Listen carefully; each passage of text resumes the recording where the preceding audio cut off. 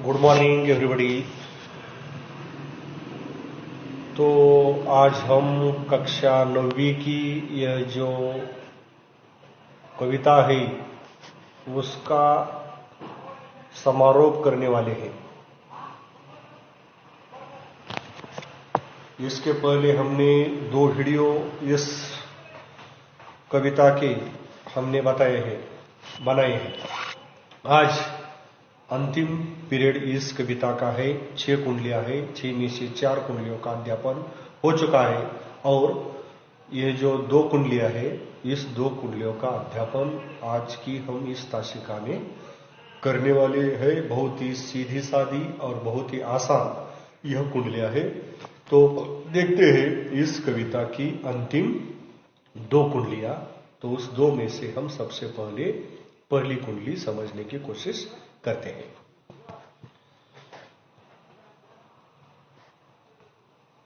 तो यह आगे की कुंडली है।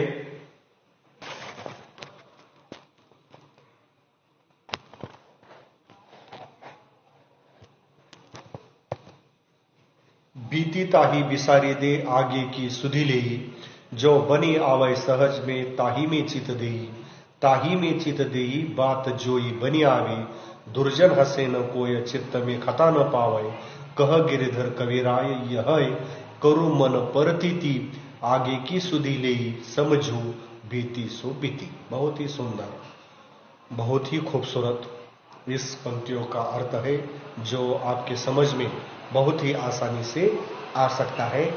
शायद ज्यादातर छात्रों को यह समझ में आया होगा, लेकिन जिसके समझ में आया नहीं होगा उसके लिए हम अब हर एक पंक्ति को लेकर हम स्पष्टीकरण करेंगे।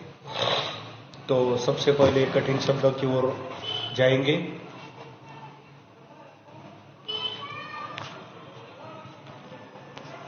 बीती ताही बिसारी दे, आगे की सुधी ली। बीती इस शब्द का अर्थ है बीत जाना। ताही मतलब वही, बिसारी दे ये शब्द का अर्थ है भूल जाना या भूल जाओ। बिसारी दे भूल जाओ, आगे की सुधी ले। सुधी इस शब्द का अर्थ है सोचना या समझना, सोचना या समझना। और आगे एक शब्द आया है, आगे इस शब्द का अर्थ है भविष्य, भविष्य के बारे में सोचना। तो बहुत ही सीधा साधा अर्थ हुआ इस पहली पंक्ति का। बीती ताही बिसारी दे आगे की सुधी ले।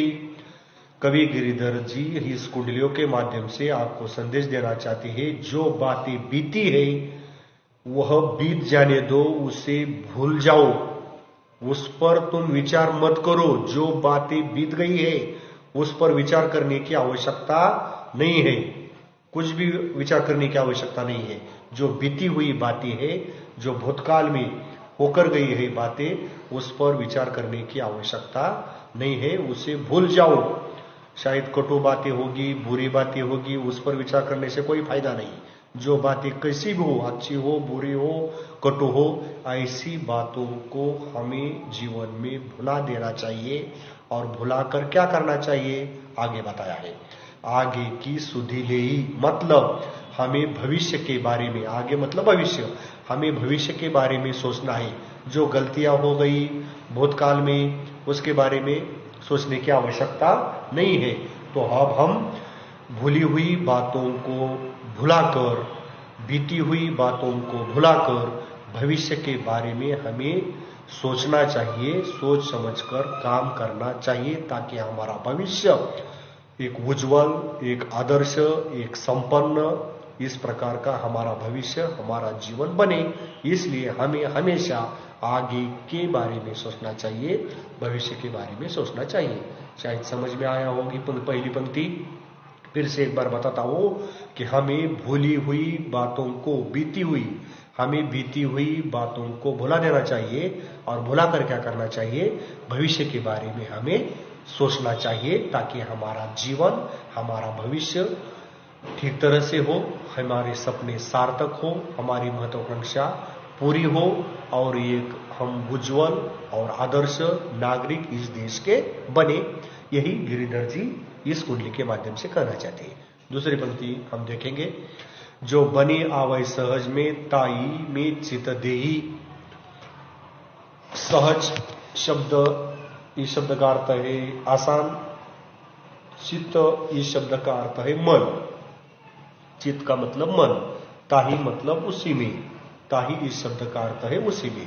तो इस पंक्ति का अर्थ हम समझ में लेते हैं, जो बनी आवै सहज में ताही में चित देही। जो काम, बनी मतलब बात या काम, जो काम सहजता के साथ हो, आसानी से हो, ऐसे ही कामों में ताही में चित देही, ऐसे ही कामों में हमें हमारा मन लगाना चाहिए। जो काम आसानी के साथ हो, किसी प्रकार की परेशानी नहीं, किसी प्रकार का दुख नहीं, किसी प्रकार का संकट नहीं, किसी प्रकार की मुसीबत नहीं, किसी प्रकार की अड़चन नहीं, किसी प्रकार की समस्या नहीं, इस प्रकार किसी प्रकार की भागदौड़ नहीं, किसी प्रकार का तनाव नहीं, किसी प्रकार की चिंता नहीं। यदि जो ऐसे इसी से मुक्त जो काम हो, सीधा साधा हो, आसान हो, जो काम आसानी के साथ हो सके, सहजता के साथ हो सके, ऐसे कामों में हमें चित्त लगाना चाहिए। ऐसे कामों में हमारा मन उसी कामों में लगाना चाहिए कि जो हम मन लगाकर काम करते हैं तो उसका साथ हमारा ईश्वर भी देता है, भगवान भी देता है। जब हम प्रामाणिकता से काम करें, ईमानदारी के साथ करें, अच्छी नीयत के साथ काम करें, तो हमारा साथ करने के लिए भगवान भी हमें आशीर्वाद देता है। यह हमें समझ में लेना चाहिए। तो दूसरी पंक्ति का अर्थ यही होता है, जो काम सहजता के साथ हो, आसानी के साथ हो, ऐसे ही कामों में तुम्हें अपना मन लगाना चाहिए। तीसरी पंक्ति, ताही में चित देई बात जोई बनी आवे। रिपीट हो चुकी है यह पंक्ति, इसमें कोई विशेष या बाकी कोई और स्पष्टीकरण करने की कोई आवश्यकता नहीं। ताही में चित देई बात जोई बनी आवे, वही जो मैंने अभी अभी स्पष्टीकरण किया वही है कि उसी में तुम मन दीजिए, मन लगाकर काम करें। जो बात, जो काम, जो कार्य, जो क्रिया सहजता के साथ हो, आसानी से साथ हो, किसी प्रकार की परेशानी या चिंता या दुख या वेदना या तकलीफ न हो। ठीक है, तो आगे की पंक्तियां, दुर्जन हंसे न कोय चित्त में खता न पावे। देखो, जो काम हम सोच समझ कर करेंगे और मन लगाकर करेंगे, यदि हमने मन लगाकर काम किया और सोच समझकर काम किया तो क्या होगा? दुर्जन हंसे न कोय। दुर्जन इस शब्द का अर्थ है दुष्ट व्यक्ति। कोई मतलब कोई, चित्त मतलब दिल, और खता इस शब्द का अर्थ है दुख। खता इस शब्द का अर्थ है दुख। तो कवि गिरिधर कहते हैं, यदि आप सोच समझकर काम करेंगे और मन लगाकर काम करेंगे, ईमानदारी के साथ काम करेंगे, प्रामाणिकता के साथ काम करेंगे, तो दुर्जन हंसे न कोय, बुरे व्यक्ति तुम पर हंसेंगे नहीं, उन्हें हंसने का मौका ही नहीं मिलेगा। क्यों? तुम्हारा काम ठीक बनेगा। क्यों ठीक बनेगा? क्योंकि तुमने काम सोच समझ कर किया है, मन लगाकर काम किया है। और जब कोई भी व्यक्ति सोच समझकर मन लगाकर काम करता है, वह काम परिपूर्ण होता है, वह ठीक तरह से बनता है, अच्छा होता है। इसलिए किसी के हंसने की भी नौबत नहीं आएगी, किसी को हंसने का मौका नहीं मिलेगा।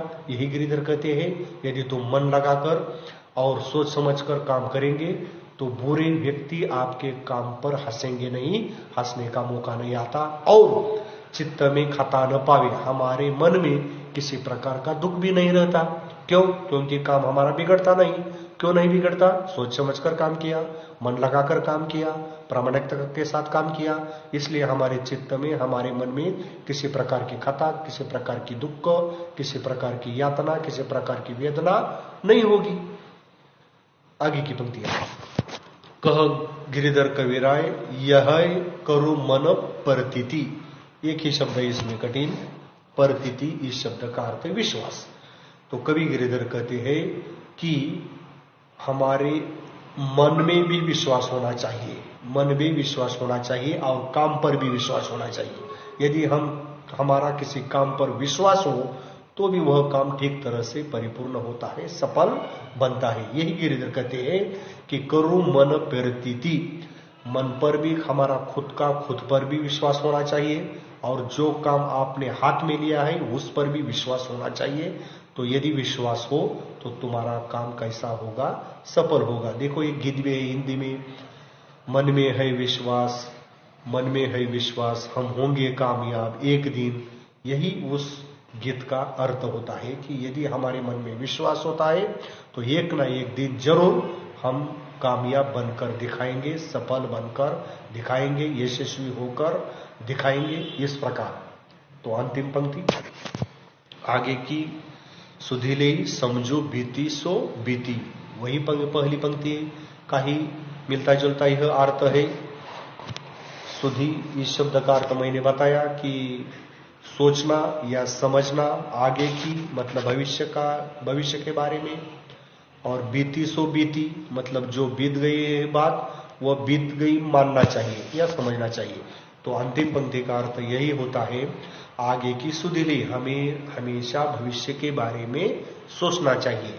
सुधी मतलब सोचना, किसके बारे में सोचना, आगे, आगे मतलब भविष्य। हमें हमेशा भविष्य के बारे में सोचना चाहिए और यह समझना चाहिए। क्या समझना चाहिए, समझो बीती सो बीती, जो बात बीत गई है उसे भूल जाने दो, बीत जाने दो, उस पर बार बार विचार करने की आवश्यकता नहीं। यदि उन बीती हुई बातों पर आप विचार करेंगे तो आपके मन में, आपके दिल में, आपके चित्त में दुख हो जाएगा। तो इसलिए हमें दुख से मुक्ति पाने के लिए क्या करना पड़ेगा, तो हमें यहाँ भविष्य के बारे में सोचना चाहिए, काम करते रहना चाहिए, कर्म करते रहने चाहिए और जो बातें बीत गई है उसे भुलाना चाहिए। तो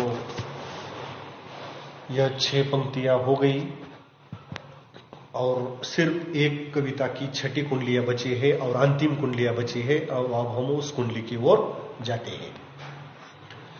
तो यह है इस कविता की अंतिम कुंडली, इस कविता की अंतिम कुंडली। पानी बाढ़ो नाव में, घर में बाढ़ो दाम, दोनों हाथ उछलिए यही सयानो काम, यही सयानो काम राम को सुमिरन कीजे, पर स्वास्थ्य के काज शीश आगे कर दीजे, कह गिरिधर कविराय बड़ेन की यही बानी, चलिए चाल सुचाल राखिए अपनो पानी। देखो पानी शब्द प्रथम आया है और पानी यह शब्द अंत में आया है।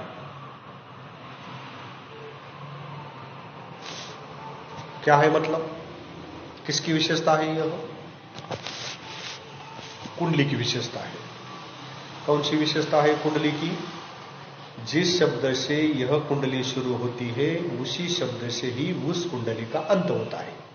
तो इस कुंडली के प्रारंभ में पानी शब्द आया है और कुंडली के अंत में भी पानी शब्द आया है।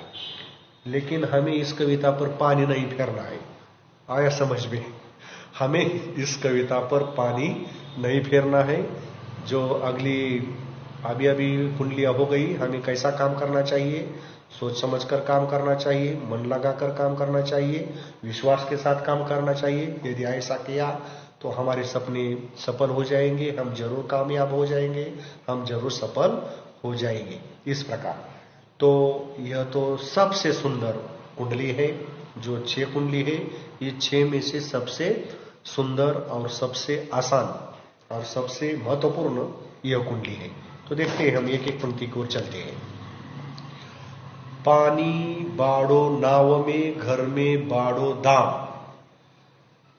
इस पंक्ति का अर्थ क्या होता है देखते हैं। पानी बाढ़ो नाव में, घर में बाढ़ो दाम, दोनों हाथ उछलिए यही सयानो काम। सबसे पहले हम अपने पद्धति के अनुसार कठिन शब्द देखते हैं, क्योंकि कठिन शब्द समझ में नहीं आएंगे तो इस पंक्ति का अर्थ भी समझ में नहीं आएगा। इसलिए हम सबसे पहले कठिन शब्द देखते हैं। नाव, यह एक शब्द आया है, नाव। नाव इस शब्द का अर्थ है नैया। नाव इस शब्द का अर्थ है नैया। और घर में बाढ़ो दामो, ये एक शब्द आया है। बाढ़ो दाम, दाम मतलब पैसा, रुपए, संपत्ति, और नाव, यह एक शब्द आया है। नाव इस शब्द का अर्थ है नैया, नौका या छोटी सी होडी जी पाण्यावर चालते। दोनों हाथ उछलिए यही सयानो काम, और सयानो, यह दो पंक्तियां मैं क्यों ले रहा हूं, क्योंकि यह दोनों पंक्ति का मेल है, संबंध है, एक दूसरे से मिली हुई है, इसलिए दोनों पंक्तियों का अर्थ मिलजुल कर है, किसी एक पंक्ति का अर्थ नहीं निकलता। तो इस दोनों पंक्तियों का एक दूसरे से संबंध है, इसलिए आज हम ये दोनों पंक्तियां लेने वाले हैं। तो नाव मतलब नैया या होडी, और दाम इसका मतलब है संपत्ति। तो देखिए गिरिधर जी इस पहली पंक्ति में क्या कहते हैं। पानी बाढ़ो नाव में, घर में बाढ़ो दाम, दोनों हाथ उछलिए यही सयानो काम। सयानो इस शब्द का अर्थ है समझदारी, समझदारी का काम। तो कवि गिरिधर जी कहते हैं, जब नैया चलाती है, पानी में नाव चलती है, तब क्या होती है, जो छोटी जो नैया होती है उसमें छोटे छोटे नीचे से छिद्र होते हैं, छोटे छोटे बारीक सुई जैसे छोटे छोटे। तो क्या होता है, एक 10 मिनट के बाद या आधे घंटे के बाद या 2-3 घंटे के बाद उसमें थोड़ा सा पानी क्या होता है, जमने लगता है, इकट्ठा एकत्रित होने लगता है, बरोबर। तो यदि पानी ज्यादा भर गया उस नैया में, नाव में, नौका में, तो क्या करना चाहिए, क्या करना चाहिए? क्या नदी का पानी और डालकर उस नैया में डालना चाहिए ताकि वो नैया आसानी से जाए? ऐसा नहीं करना चाहिए। क्यों ऐसा नहीं करना चाहिए? यदि ज्यादा पानी उस नैया में होगा, नाव में होगा, तो वह नैया डूब जाएगी, हम भी डूब जाएंगे, हमारी जान को खतरा हो सकता है। इसलिए क्या करना पड़ता है, जब पानी नाव में बढ़ता है तो क्या करना पड़ता है, दोनों हाथ उछलिए, दोनों हाथों से ऐसा पानी हाथ में लेकर बाहर फेंकना पड़ता है, क्योंकि ज्यादा पानी हो गया तो वह नैया क्या हो जाएगी, डूब जाएगी। सीधा साधा उदाहरण, सीधा साधा दृष्टांत, सीधा साधा नियम गिरिधर जी इस कविता के माध्यम से देते हैं। इसमें कोई नई बात है, बहुत ही सीधी सादी बात बताई है। जब नैया में पानी बढ़ता है तो पानी बढ़ने के कारण क्या करना चाहिए, दोनों हाथों में वह पानी लेकर उसे बाहर फेंक देना चाहिए, ताकि उसका वजन कम हो, हल्का हो, और वह नौका डूब न जाए। यह एक सीधा अर्थ बताया है। और इस नियम को स्पष्टीकरण करने के लिए एक दूसरा और एक दृष्टांत दिया है। यह तो एक प्रकृति का दृष्टांत होता है कि नैया में पानी बढ़ता है तो उसे उछलकर फेंकना चाहिए। तो जीवन में क्या बताए, देखो, घर में बाढ़ो दाम, दोनों हाथ उछलिए यही सयानो काम। उसी तरह जब घर में भी दाम बढ़ता है, घर में भी संपत्ति बढ़ती है, तो हमें भी क्या करना चाहिए, दोनों हाथों में लेकर वह संपत्ति जो गरीब लोग हैं, जिसे आवश्यकता है, जो दरिद्री है, ऐसे व्यक्ति को वह संपत्ति, वह दाम, वह रुपए, वह पैसे उसके काम में लगाना चाहिए। खुले हाथ से उदारता पूर्वक हमें दान देना चाहिए, क्योंकि ज्यादा धन हो गया वह भी खतरा बन सकता है। ज्यादा धन भी क्या होता है, खतरा हो सकता है, धोखा हो सकता है। यही गिरिधर जी कहते हैं, जिस तरह नैया में ज्यादा पानी खतरा हो सकता है, धोखा हो सकता है, उसी तरह किसी के भी घर में आवश्यकता से बहुत ज्यादा दाम होता है, रुपए होती है, संपत्ति होती है, वह भी धोखादायक होती है। तो हमें क्या करना चाहिए, उदारता के साथ उसमें से थोड़े से कुछ रुपए जिसे आवश्यकता हो उस गरीबों में या समाज सेवा में वह पैसे लगाने चाहिए, समाज सेवा में वह पैसे लगाने चाहिए। यही एक सयानो काम है, मतलब यह समझदारी का काम होता है। आगे की दो पंक्तियां, यही सयानो काम राम को सुमिरन कीजिए, पर स्वास्थ्य के काज शीश आगे कर दीजिए। इन दोनों पंक्तियों में गिरिधर जी ने आध्यात्म के बारे में हमें कुछ संदेश दिया है। आध्यात्म के बारे में ईश्वर के संबंधित यही सयानो काम। और एक समझदारी का काम कौन सा है? राम का सुमिरन कीजिए। सुमिरन ये शब्द का अर्थ होता है स्मरण, स्मरण का अर्थ भजन, भजन का अर्थ कीर्तन, कीर्तन का अर्थ नाम स्मरण, नाम स्मरण का अर्थ चिंतन, चिंतन का अर्थ मनन, मनन का अर्थ जाप करना, जाप का करना का अर्थ माला फेरना। ईश्वर संबंधी जो जो क्रियाकलाप यह होते हैं उसे हम स्मरण कहते हैं, सुमिरन कहते हैं। तो हमें ईश्वर का स्मरण करना चाहिए, उसका भजन करना चाहिए, ईश्वर का चिंतन करना चाहिए, ईश्वर के आशीर्वाद लेने चाहिए, ईश्वर की माला फेरनी चाहिए, जाप करना चाहिए। क्यों करना चाहिए? यही सयानो काम। यह भी एक समझदारी का काम है, एक अच्छा काम है जिससे हमारे मन को शांति मिलती है। देखिए, हम कभी भी ईश्वर का नाम नहीं लेते, सभी को मालूम है। हम ईश्वर का नाम कब लेते हैं? जब हम पर संकट आता है, किसी प्रकार की मुसीबत आती है, तब हम क्या करते हैं? ईश्वर को याद करते हैं। तो गिरिधर जी कहते हैं ऐसा नहीं करना चाहिए। संकट आने पर भी ईश्वर को याद मत करो, बल्कि हर रोज कुछ समय ईश्वर के लिए हमें देना चाहिए, जिससे हमारा ही फायदा होता है, हमारे मन को भी शांति लगती है। तो तुमको क्या करना चाहिए? राम का सुमिरन करना चाहिए। राम मतलब ईश्वर या भगवान या देवता, कोई भी हो। देखियो, और एक पंक्ति है इससे ही संबंध में, जब तक रहेगी जिंदगी फुर्सत नहीं मिलेगी काम से। ध्यान लगाकर सुनिए, मन लगाकर सुनिए, दिल खोलकर सुनिए। जब तक रहेगी जिंदगी फुर्सत नहीं मिलेगी काम से। फुर्सत म्हणजे वेळ, फुर्सत म्हणजे वेळ। जब तक रही जिंदगी फुर्सत नहीं मिलेगी काम से, कुछ ऐसा समय निकालो, प्रेम करो। आप कहेंगे कि यह पीरियड बहुत ही अच्छा हो रहा है, कि कितनी अच्छी पंक्ति बता रहे हैं, बरोबर। फिर एक बार बताता हूं, ध्यान लगाकर सुन लो, कान लगाकर सुन लो। जब तक जिंदगी रहेगी फुर्सत नहीं मिलेगी काम से, कुछ ऐसा समय निकालो, प्रेम करो, प्रेम करो श्री राम से।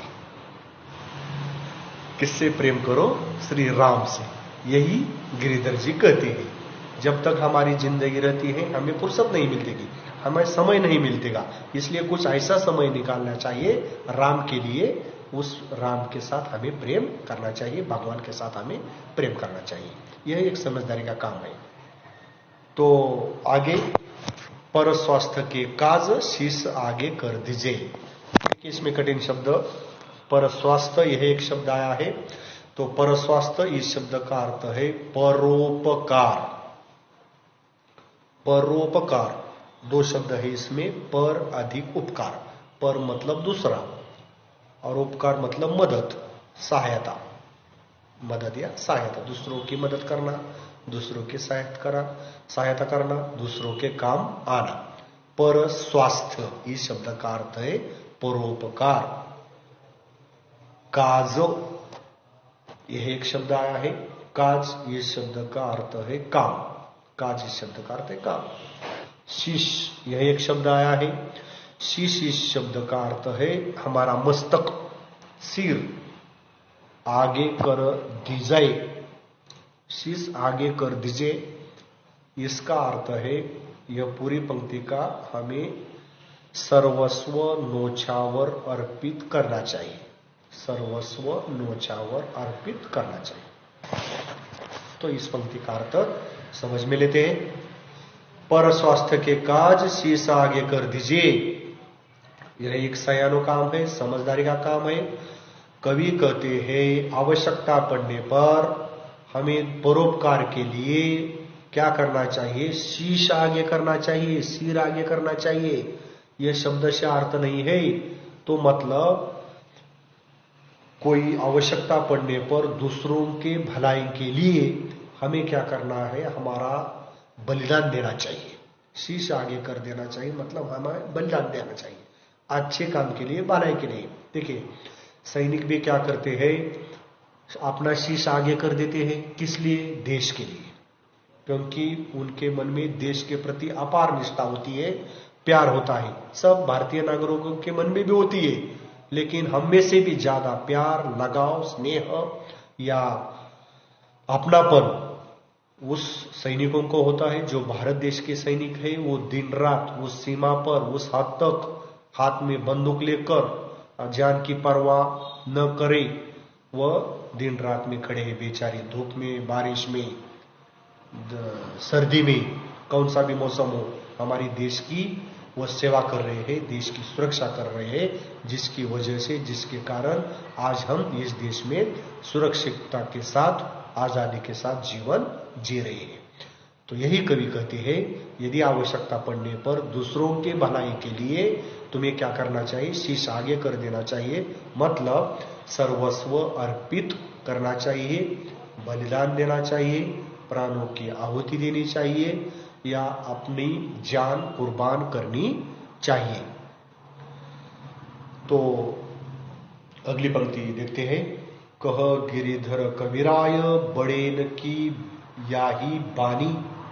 इसमें भी कोई कठिन शब्द नहीं है, फिर भी देखते ही एक दो हो गए।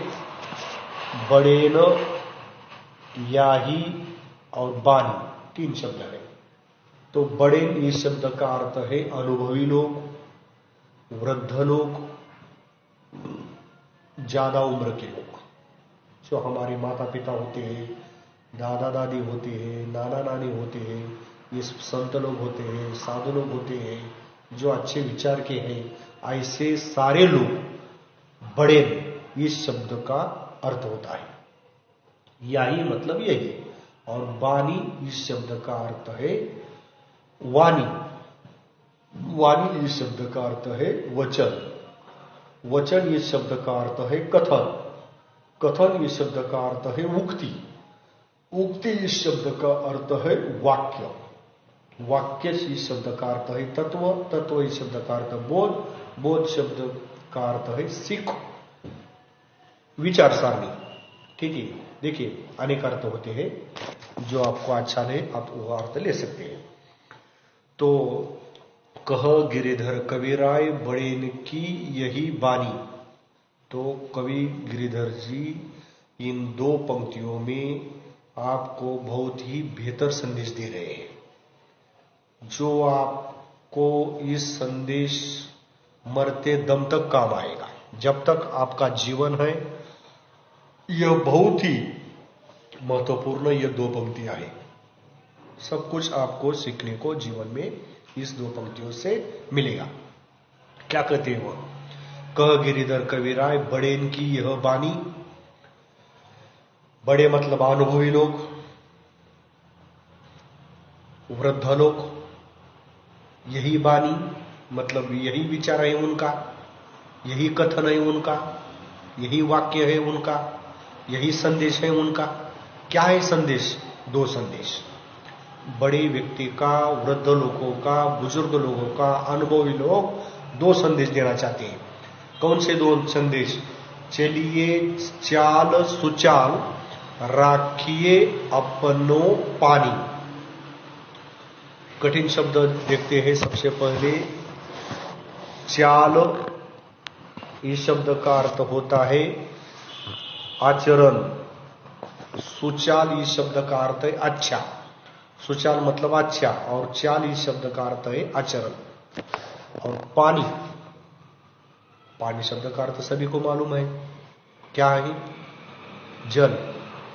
लेकिन यह जलार्थ नहीं है। यह पानी शब्द का अर्थ क्या है? ऊपर एक पानी शब्द आया है, उसका अर्थ जल है, लेकिन अंतिम जो पानी है, दोनों शब्द समान है, कोई भी फर्क नहीं, कोई भी अंतर नहीं। दोनों शब्द पानी पानी, ऊपर का पानी इस शब्द का अर्थ अलग है, और अंत में का जो पानी शब्द है उसका अर्थ अलग है। तो अंतिम जो शब्द है पानी, इस पानी शब्द का अर्थ जो होता है, उस पानी शब्द का अर्थ होता है प्रतिष्ठा। पानी शब्द का अर्थ होता है इज्जत। पानी शब्द का अर्थ होता है आदर। सौजन्यता, शालीनता, नम्रता, आदर्शता, इस प्रकार अनेक अर्थ होते हैं पानी इस शब्द के। तो हम देख रहे हैं कि इस कुंडलियों के अंत में, इस कविता के अंत में गिरिधर दास जी क्या संदेश देते हैं, बड़ों के माध्यम से संदेश देते हैं, बुजुर्ग व्यक्ति के माध्यम से संदेश देना चाहते हैं। क्या संदेश देना चाहते हैं? दो संदेश देना चाहते हैं। पहला संदेश, चलिए चाल सुचाल, चलिए चाल सुचाल। इसका अर्थ हमें, चाल मतलब आचरण, अंग्रेजी में उसे हम बिहेवियर कहते हैं। हमारा बिहेवियर कैसा होना चाहिए, मैनर्स कैसा होना चाहिए, सेंस कैसा होना चाहिए, इस प्रकार। तो पहला संदेश वे देते हैं कि हमारी जो चाल है, हमारा वर्तन, हमारा आचरण कैसा होना चाहिए, सुचाल।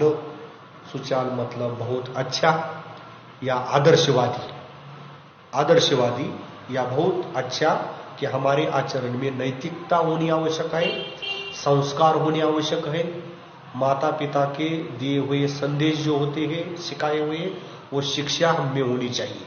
तो पहला संदेश कि हमारा आचरण अच्छा होना चाहिए, हमारा वर्तन आदर्श होना चाहिए। और एक संदेश देते हैं आगे, राखिए अपनो पानी, कि हमें पानी बनाए रखना चाहिए। पानी मतलब क्या? इज्जत, प्रतिष्ठा, आदर, सम्मान, सौजन्यता, शालीनता, नम्रता वगैरह वगैरह। तो हमें अपनी इज्जत बरकरार रखनी चाहिए। हमें इज्जत नहीं खोनी चाहिए, हमें इज्जत नहीं खोनी चाहिए। तो इज्जत बरकरार रखनी चाहिए, हमें इज्जत के साथ जीना है। माता पिता का सर कभी भी हमारे बुरे आचरण से, बुरे व्यवहार से वह झुक न जाए, इसकी जिम्मेदारी आप सब छात्रों की है कि कभी भी ऐसी हरकत ना करें, ऐसा कोई बुरा काम न करें जिससे माता पिता का सिर नीचे झुक जाए। तो हमेशा माता पिता का सिर ऊंचा बने और वो उनका नाम अच्छा हो, इसी के लिए हमें जीवन भर काम करते रहना चाहिए। देखो, बहुत ही बेहतर संदेश, बहुत ही अच्छा संदेश, बहुत ही बढ़िया संदेश गिरिधर जी ने इस अंतिम पंक्ति में दिया है कि हमें आचरण अच्छा होना चाहिए, चाहे लड़का हो चाहे लड़की हो, सभी का आचरण अच्छा होना चाहिए, एक आदर्श होना चाहिए। समाज के जो समाज मान्य नियम है, संकेत है, उसका पालन हमें करने चाहिए। अच्छे संस्कारवादी, आदर्शवादी हम नागरिक बने, छात्र बने, यही गिरिधर दास जी कहते हैं। और हमें अपनी पानी बरकरार रखना चाहिए, मतलब हमें अपनी इज्जत बरकरार रखनी चाहिए। तो यह जो दूसरी इकाई की पहली कविता है, इसके 3 भागों में हमें बंटवारा किया था। 6 कुंडलियां थी, 2-2 कुंडलियों का अध्यापन हमने एक वीडियो में किया है। इस कविता के कुल मिलाकर 3 वीडियो बने हैं और 2 ऑनलाइन टेस्ट बनी है। तो अब यह कविता सारी समाप्त हो चुकी है। बहुत ही सीधे साधे तरीके से मैंने क्या किया है, यह कविता समझाने की कोशिश की है। किसी प्रकार की जल्दबाजी नहीं, किसी प्रकार की कठिनाई नहीं, किसी प्रकार की दिक्कत नहीं, किसी प्रकार की परेशानी नहीं। तो सहजता के साथ, क्योंकि गिरिधर दास ने कहा है, जो बने आवे सहज में उसी में चित देई।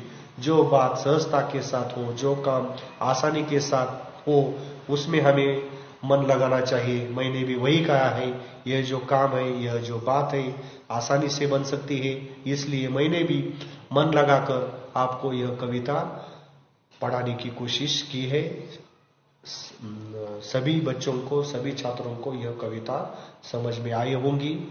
बार बार वीडियो देखिए व सुनिए और यह कविता समझने की कोशिश कीजिए, चाहे परीक्षा में कौन सी भी कृति क्यों ना आए। यह 3 वीडियो यदि तुमने ठीक ढंग से, सही तरीके से देख लिए, सुन लिए, तो परीक्षा में और ज्यादा कोई करने की आवश्यकता नहीं। सारा स्पष्टीकरण बहुत ही आसानी के साथ और आपको आसानी के साथ समझ में आए, इस तरीके के साथ इस कविता का मैंने अध्यापन किया है, पढ़ाई की है। तो सारी कविता आपके समझ में आई होगी। अब हम इस कविता का समापन हो चुका है। धन्यवाद।